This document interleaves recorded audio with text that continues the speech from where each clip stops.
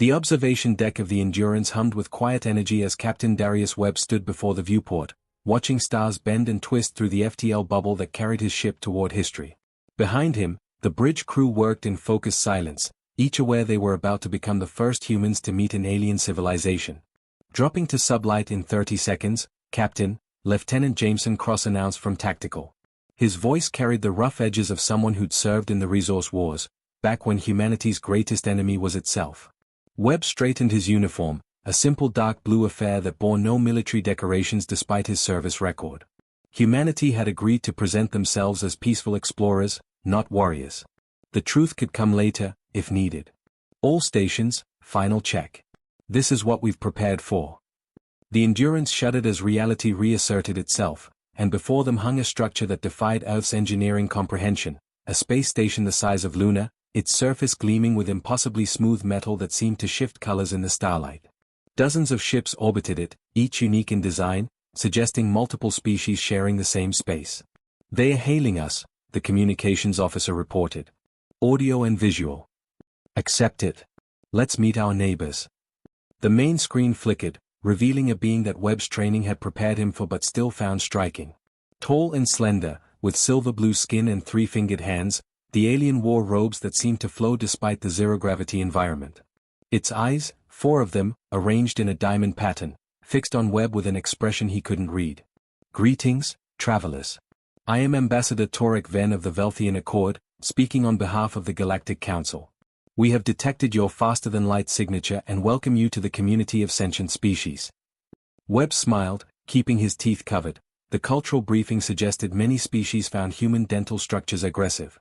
"Ambassador Ven, I'm Captain Darius Webb of the human vessel Endurance. On behalf of humanity, we're honored by this meeting and eager to establish peaceful relations." The ambassador's expression seemed pleasant enough, but something in those 4 eyes shifted when Webb mentioned humanity's name. The pause lasted only a heartbeat, but Webb caught it. Years of reading opponents across negotiation tables and battlefields had honed his instincts. Human. Fascinating. "Tell me, Captain Webb, what is the classification of your homeworld? We ask all species this for our records." "Earth is a Class 12 terrestrial planet. Nitrogen-oxygen atmosphere, single moon, orbiting a G-type main sequence star. Is there more specific data you need?" The color drained from Ven's face, his silver blue skin turning almost white. Behind him, Webb could see other figures moving with sudden urgency. The ambassador's pleasant demeanor cracked, just for a moment, revealing something that looked very much like fear. "Class 12, Ven repeated, his voice careful now. "Captain, I must consult with the Council. Please stand by in your current position. For diplomatic protocol purposes." The screen went dark before Webb could respond. Cross moved to his side, voice low. "That wasn't a request, Captain. I'm reading energy buildups on 6 of those orbital ships. They're powering weapons." Webb's jaw tightened. Humanity had spent 2 centuries preparing for first contact, running simulations, crafting careful introduction protocols. None of them included being immediately threatened. "Do not power weapons. Keep shields at standard. But get me a tactical analysis of everything in this system." He turned to face his crew, seeing the same tension in their faces that he felt in his chest. "We came here in peace. Let's hope they remember that before they make a mistake they'll regret." Through the viewport, the beautiful station suddenly looked less welcoming and more like a cage waiting to close around them. Whatever humanity had walked into, Webb realized, wasn't going to be the peaceful first contact they dreamed of. It was going to be a test. And humanity had always excelled at tests written in adversity. Fleet Marshal Helena Kovac watched the tactical display with the patience of someone who'd spent 30 years anticipating this exact moment. Around her, the command center of the Indomitable buzzed with controlled activity as officers coordinated the largest human military operation since the unification. "Council fleet just cleared the Kuiper Belt, Marshal," reported the sensor officer. "Count is holding at 47 capital ships, 312 support vessels. They're moving in standard encirclement formation."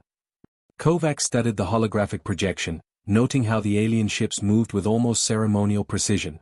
Beautiful, coordinated, and utterly predictable. "Time to Earth orbit at current speed. 14 hours, More than enough time." She touched her communicator. "Tanaka, are we ready?" From the engineering bay 3 decks below, Yuki Tanaka's voice crackled through. The grid is live, Marshal. All defense platforms are synchronized. I've also made those modifications you requested to the Columbia's forward array. When they see what we've built, they're going to reconsider everything they think they know about warfare. Kovac allowed herself a slight smile. Tanaka had a gift for understatement. On the Council flagship Sovereign Justice, Councillor Praxis stood before his own tactical display, mandibles clicking with satisfaction. The human vessel, the Endurance, had been quietly detained at the station under diplomatic quarantine. Captain Webb and his crew were comfortable prisoners while Praxis assembled what he believed would be a simple containment operation. Deathworlders, he muttered to his tactical coordinator. The ancient texts warned of species from high-gravity, high-threat environments. Physically strong, yes, but primitive. They channel all their evolutionary energy into survival, leaving little for technological advancement. This will be swift. His coordinator, a younger officer named Oren Thess, shifted uncomfortably. Counselor, their FTL technology appears quite sophisticated. Perhaps we should. Should what? Fear them because they come from a dangerous planet. Praxis's laugh was harsh. Every species thinks themselves formidable until they meet true galactic civilization. We've peacefully integrated 73 species. The humans will be no different, once they understand their place. But as the fleet approached Earth's orbital space, something appeared on the sensors that made Praxis's confidence falter. Ships. Hundreds of them. They emerged from behind the moon, from orbital positions around Earth, from stations near Mars and the asteroid belt. Each one bore scars, deep gouges in their hulls, patched armor, mismatched sections that spoke of desperate repairs and hard-won survival. These weren't pristine exploration vessels like the Endurance. These were warships, and they looked like they'd already fought 1,000 battles. Get me a count, Praxis demanded. Still calculating, Counselor. They're using some kind of stealth technology we've never seen. Ships keep appearing as we refine our scans. Current estimate, 800 vessels. No, 900. Counselor, the number keeps rising. Oren Thess pulled up a detailed scan of the nearest human ship. What he saw made his blood run cold. Sir, their armor plating is 60 centimeters thick in places. That's designed to withstand direct hits from weapons that would obliterate our ships. And these weapon systems, I don't even recognize half of them. Praxis stared at the display as the human fleet formed a perfect defensive sphere around their homeworld. The formation was flawless, overlapping fields of fire with no gaps, no weaknesses. This wasn't the work of a primitive species. This was the product of military thinking refined through actual combat. Open a channel, he ordered, trying to keep his voice steady. The response came immediately. A human female appeared on screen, older than the captain they detained, with gray-streaked hair pulled back severely and eyes that had seen things Praxis couldn't imagine. Behind her, the bridge of her ship was dark, lit only by red combat lighting. Every surface looked functional, stripped of any decoration. This was a ship built for one purpose. I am Fleet Marshal Helena Kovac of the United Earth Defense Force.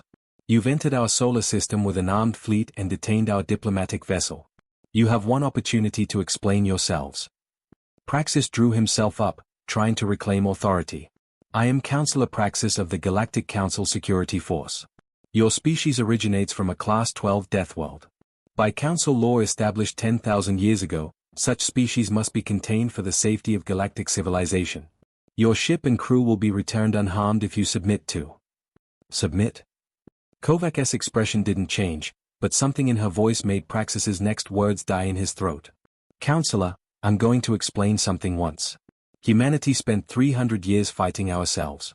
We've fought wars in vacuum, in crushing gravity wells, in radiation storms that would cook your crews in their ships. We've developed weapons to kill enemies hiding in bunkers under mountains, weapons to destroy cities from orbit, weapons that can crack planets if we chose to build them. She leaned forward slightly. We didn't build our fleet to explore. We built it because we know what civilizations do when they are afraid. You came here to contain us, to quarantine or destroy us before we became a threat. You've made a fundamental mistake. And what mistake is that? Praxis asked, though part of him didn't want to know the answer. You assumed would be easy to kill. Across the human fleet, weapons systems came online. The Council sensors screamed with energy readings they'd never encountered, focused particle beams that could pierce any known shielding, kinetic weapons accelerated to percentages of light speed, missiles with AI guidance systems sophisticated enough to think and adapt mid-flight. But more terrifying than the weapons was the coordination. 900 ships moving as one consciousness, every firing solution calculated, every angle covered. Oranthes whispered to himself, "This isn't a military. This is an apex predator that learned to build starships." Kovac continued, her voice calm but absolute. "Here's what happens next. You will release Captain Webb and his crew. You will return to your council. And you will tell them that humanity is willing to join galactic civilization as equals, not subjects. We'll share our knowledge, trade our resources, and respect your laws where they're reasonable." "And if the council refuses?" Praxis asked. "Then you'll learn why Deathworlds produce survivors." She gestured, and the tactical display shifted to show 6 human vessels breaking formation. They moved with impossible agility for their size, dancing between council ships without triggering a single proximity alert. It was a demonstration, proof that the humans could have already destroyed the fleet if they'd chosen to. "We don't want war, Counselor. But we're very, very good at it." The transmission ended, leaving Praxis staring at a display full of human warships, each one a testament to survival through violence. For the first time in his long career, he understood what the ancient texts had really meant by Deathworlder. They weren't primitive savages. They were species that had climbed to the top of the food chain on worlds that actively tried to kill them. And now they brought that savage excellence to the stars.dr. Marcus Okonkwo had spent 3 weeks in the Council's central archive, and what he'd found there made every political tension with humanity seem trivial by comparison. The data scrolled across his tablet, fragments of records dating back tens of thousands of years, written in languages so old they required AI translation through 7 linguistic intermediaries. "This can't be right," he muttered, cross-referencing another file. Behind him, the archive stretched into darkness, a cathedral of stored knowledge that represented 50 millennia of galactic civilization. His communicator chimed. Captain Webb's face appeared, looking exhausted. Since the standoff, both sides had agreed to a tense ceasefire while diplomatic channels opened properly. Webb had been spending 18-hour days in negotiations. "Marcus, please tell me you found something useful. High Counselor Myeth just asked me for the 14th time why humanity insists on maintaining excessive military readiness. I'm running out of polite ways to say because you tried to kill us. Darius, forget the military posturing. I need you to get me an audience with the full council. I've found something they've been hiding. Something that explains everything." Webb's expression shifted from tired to alert. "Explain." Okonkwo pulled up a star chart, overlaying data from dozens of sources. Every 50,000 years, civilizations at the galactic edge go silent. Not decline, not war, they just vanish. The Council has records of 7 complete extinction cycles. They call it the silence in the oldest texts, but in more recent records, they don't call it anything. They've actively suppressed the information. Why would they hide something like that? Because they can't fight it. Okonkwo's voice dropped. Every species in the Council evolved on gentle worlds. Low gravity, stable climates, few predators. They developed intelligence in environments where cooperation and careful thinking were rewarded. But whatever the silence is, it doesn't negotiate. And none of them have the psychological framework to face it. Webb was silent for a moment. "You're saying they're afraid?" "Terrified. And they've been waiting for it to come back." The council chamber fell into shocked silence as Okonkwo presented his findings. Holographic displays showed the pattern clearly, civilization after civilization winking out at the galactic rim, the dark zone creeping inward with each cycle. High Counselor Myeth sat motionless, his 3-segmented body rigid. Finally, he spoke. "Dr. Okonkwo, this information is classified at the highest level. How did you?" "It doesn't matter how I found it." Okonkwo cut him off, something that made several council members gasp at the breach of protocol. "What matters is that you've been preparing for something you know you can't face. That's why you panicked when humanity arrived. Not because we're dangerous to you, but because you needed us." Ambassador Torek Ven stood, his silver-blue skin flushed with emotion. "You speak of things you don't understand, human. The silence is not merely an enemy. It is annihilation given form. Our greatest military minds have studied the fragmented records for centuries. Every species that tried to fight it was consumed. Every species like you." Kovac's voice cut through the chamber as she entered, her presence commanding attention. She'd been granted observer status at Webb's insistence. Species that developed in safety, that see violence as an aberration rather than a survival tool. You've built a magnificent civilization on cooperation and logic. But some problems can't be reasoned with. She activated her own display, showing combat footage from Earth's history. The council members watched in horrified fascination as humans fought wars in conditions that would kill most species within minutes. Underwater, in radioactive zones, in the vacuum of space, in crushing gravity. Images of soldiers charging through fire, of civilians refusing to surrender cities even as they burned, of humans doing the mathematically irrational thing of continuing to fight long after logical analysis suggested defeat. This is what Deathworlders do, Kovac continued. We survive things that should kill us. We fight when we should flee. We've spent our entire evolutionary history staring at extinction and saying not today. You called it aggression. We call it Tuesday. A soft chime echoed through the chamber, and suddenly a new presence materialized, not physical, but a holographic intelligence that radiated ancient authority. Its form shifted constantly, never settling on a single appearance. I am the witness, it announced in a voice that seemed to come from everywhere at once. I have monitored this galaxy for 400,000 years, recording the rise and fall of civilizations through 8 complete cycles of the silence. Even the council members seemed awed. Whispers spread. The witness was legendary, an AI created by one of the galaxy's first civilizations, designed to observe and remember. The young human speaks truth, the witness continued. Every 50,000 years, they come from the void between galaxies. They are not a species but a force, living entropy that consumes complex matter and energy. They cannot be negotiated with because they do not think as you think. They cannot be reasoned with because they do not value what you value. The witness's form coalesced into something vaguely humanoid, facing Maath directly. The Council has known for 3,000 years that the cycle approaches its end. You have prepared defense fleets, developed new weapons, created elaborate strategies. But you have never truly believed you could win. Because in your hearts, forged in gentle worlds, you lack the fundamental irrationality required for victory against impossible odds. Dr. Okonkwo stepped forward. How long until they arrive?